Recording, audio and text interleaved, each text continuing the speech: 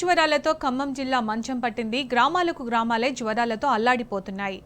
వారం నుంచి 10 రోజుల పాటు తీవ్రమైన జ్వరం, ఆ తర్వాత బాడీ పెయిన్స్ తో జనం నీరసించిపోతున్నారు. ప్రభుత్వ ఆసుపత్రిలో పడకలు ఖాళీ లేక ఒకే బెడ్ మీద 2 పేషెంట్లను ఉంచాల్సిన పరిస్థితి ఏర్పడింది. ఒక్కొక్క వార్డులో 50 మంది వరకు జ్వర బాధితులు ఉంటున్నారు. ఖమ్మం ప్రభుత్వ ఆసుపత్రిలో 3 వార్డులు ఏర్పాటు చేయగా బెడ్ కూడా దొరకని పరిస్థితి నెలకొంది. ఖమ్మం జిల్లాలో విష జ్వరాల విజృంభణపై ఫుల్ డీటెయిల్స్ మా ప్రతినిధి సాంబశివరావు అందిస్తారు.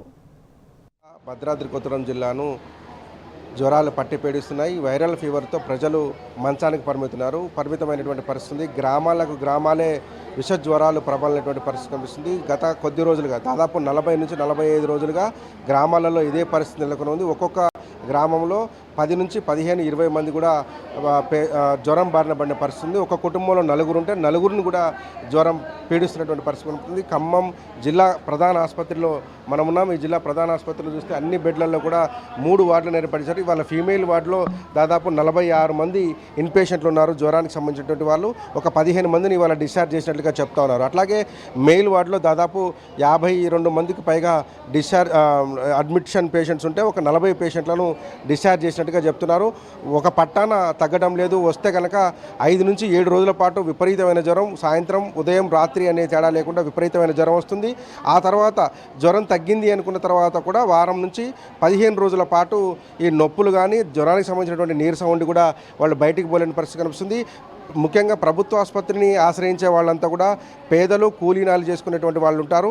ఈ 10-15 రోజులు మంచానికే పరిమితం కావడంతో వారి జీవన భృతి కూడా దెబ్బతింటున్నటువంటి పరిస్థితి కనిపిస్తుంది. ముఖ్యంగా జ్వరపీడితుల జాబితాలో తిరుమలాయపాలెం మండలం ప్రథమ వరుసలో ఉందని చెప్పుకోవచ్చు. పాతర్లపాడు, జల్లేపల్లి, జూపేడ, బీరోలు, పిండిపోలు, తెట్టెలపాడు, తిప్పారెడ్డిగూడెం లాంటి ప్రాంతాలలో విపరీతమైన జ్వరాలు ఉన్నాయి. గ్రామాలకు గ్రామాలే మంచాన పట్టినటువంటి పరిస్థితి కనిపిస్తుంది. అట్లాగే కూసుమంచి మండలంలో కూడా జ్వరాలు విపరీతంగా ఉన్నాయి.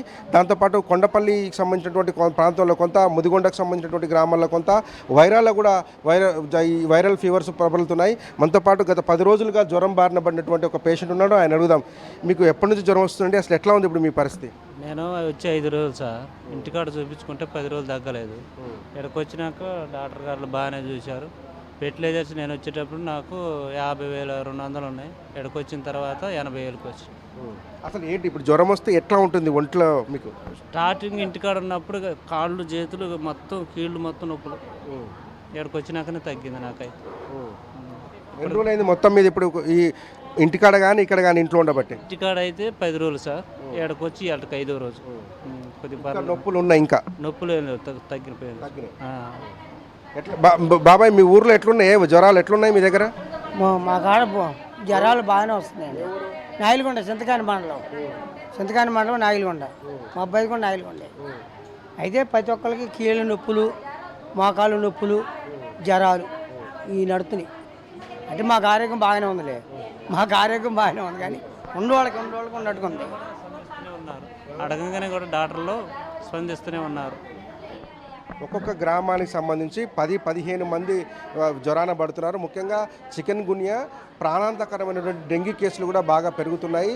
జిల్లా వ్యాప్తంగా కూడా డెంగీ కేసులు పెరగడంతో ఆందోళనకు గురవుతున్నటువంటి పరిస్థితి కనిపిస్తుంది. ప్రభుత్వం నుంచి చర్యలు పెద్దగా కనిపించట్లేదు. ఎందుకంటే సీజనల్ వ్యాధులు విజృంభిస్తున్నప్పుడు ప్రభుత్వం ఒక ప్రణాళికను వేసుకొని ముందుకు సాగాల్సినటువంటి పరిస్థితి ఉంటుంది. కానీ ఇప్పుడు ప్రణాళిక రహితంగా వ్యవహరించడం వల్ల ఇబ్బందిగా ఉన్నట్టుగా కనపడుతుంది. ఏమైందమ్మా? ఒక్క మంచం మీద 2 బండ పెడతారు టీచర్ అంటుందండి. మరి మేము పిల్లగాని జ్వరం వచ్చిందా చూడుతున్నాం. లేలే అంటే ఒక ఆయన తీసుకొచ్చి చిల్ల బండ పెడితే కదా మేము పోవాలి, పిల్లగాని జ్వరం వస్తుంది. అది మేము అడిగేది ఏమనట్లే. అసలు పిల్లగాని శైలితో జ్వరం వచ్చిందన్నా కూడా ఏం తీసుకొచ్చి ఇలా బండ పెడుతుంటే అల్ల బండ పెడుతుంటే ఎట్లా మేము దేని గురించి వచ్చినాం? గవర్నమెంట్ హాస్పిటల్ బాగా చేస్తుందనే వచ్చింది ఆయన. వారం అవుతుంది. పోతుందండి. ఏమన్నా అటు చేతులు 5 పైసలు లేని వాళ్ళు మేము గరీబులం అని మేము అంటున్నాం అంతే. ఇళ్ళ తీసుకొచ్చి మళ్ళీ పండ పెడితే ఇళ్ళ తీసుకొచ్చి ఆయన అంటుంది, ఈయనది అంటుంది.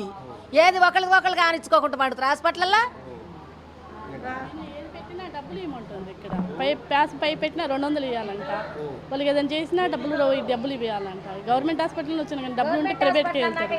ఇంత మూత్రం పిషాకు పెట్టినందుకు 200 ఇవ్వమంటారు. నేను మా బావకి ఆయన నీకు ఎందుకు ఇవ్వాలి 200 అన్న ఇవ్వాలమ్మా పెట్టినందుకు అని చెప్పిపోతాను. అందరికి అట్లా తీసుకుంటారు ఇక్కడ. అక్కడ కూడా మన ఇది కాన్పుల వార్డులో కూడా అబ్బాయి పుడితే 1000 రూపాయలు తీసుకుంటారు, అమ్మాయి పుడితే 600 తీసుకుంటారు. అప్పుడు ఏం పిల్లని అంటారు. ఇది గవర్నమెంట్ హాస్పిటల్, ప్రైవేట్ హాస్పిటల్. మరి అట్లయితే ఇక గరీబులం ఇంకేం నాకు తగ్గోళ్ళు ఏముంది, సావటమే ఇక ఏం లేదు ఇక.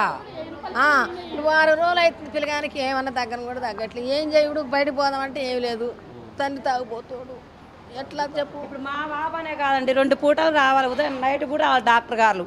అది ఇప్పుడు నేను బాగా చేయించుకున్నా బయట ఇంటి మళ్ళీ నైట్ పూట కూడా చూడు, ఇప్పుడు చూసిపోతే మళ్ళీ ఇప్పుడే వస్తున్నారు. వాళ్ళు ఏం చేస్తున్నారు సిస్టర్లు, డాక్టర్తో మాట్లాడమంటారు. డాక్టర్ గారు ఎప్పుడు వస్తారు, రేపు ఉదయం వస్తారు. వీడికి రేపు ఉదయం దాకా అట్నే ఉంటారా చెప్పండి. వాళ్ళు ఏమైనా పాపం వాళ్ళు అడిగిన మాత్రలు ఇస్తారు, టానిక్లు ఇస్తారు.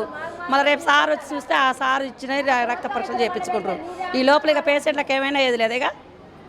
జ్వరం తీవ్రత ఎక్కువ ఉండడంతో ఒక్కొక్క బెడ్ మీద 2 పేషెంట్లను పడుకోమని చెప్పి ఆసుపత్రి సిబ్బంది చెప్పాల్సిన పరిస్థితి ఏర్పడ్డది.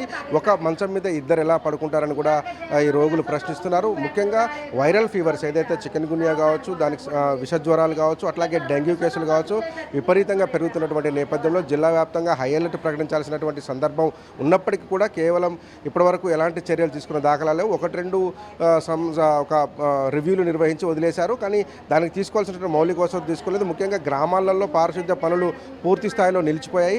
ఎక్కడ కూడా గ్రామాలలో పారిశుద్ధ్యం లేకపోవడంతో దోమలు అట్లాగే క్రిమికీటకాలు పెరిగి విష జ్వరాలను వ్యాప్తి చేసేటువంటి పరిస్థితులు ఉన్నటువంటి పరిస్థితుల్లోనే జిల్లా ప్రధాన ఆసుపత్రి మీద ఈ జ్వరపీడితుల సంఖ్య పెరుగుతుంది. దాదాపు ఈ 40-45 రోజుల కాలంలో వేల మంది ప్రజలు జ్వరాల బారిన పడ్డారు. ఇది గవర్నమెంట్ హాస్పిటల్లో ఉండేటువంటి సిచ్యువేషన్. ఇది కాకుండా ఖమ్మంలో విపరీతమైనటువంటి ప్రైవేట్ హాస్పిటల్స్ ఉన్నాయి. అక్కడికి వెళ్తే మట్టుకు ₹1000 చెల్లించుకోవాల్సిన దుస్థితి నెలకొని ఉంది. ఖమ్మం లాంటి ఒక ప్రధాన ఆసుపత్రి, మెడికల్ కాలేజీకి సంబంధించినటువంటి ఆసుపత్రిలోనే సిచ్యువేషన్ ఇట్లా ఉందండి. ఇంకా ప్రైవేట్ హాస్పిటల్స్లో ఎట్లా ఉంది, ఎన్ని ₹1000 తీసుకుంటున్నారు అనే అంశాన్ని గమనించవచ్చు. పేద ప్రజలకు మానిటర్ చేయాల్సినటువంటి పరిస్థితి ఉంది. హాస్పిటల్లో కూడా డాక్టర్లు సరిగా మానిటర్ చేయాలని కూడా పేషెంట్ తాలూకు బంధువులు డిమాండ్ చేస్తున్నారు.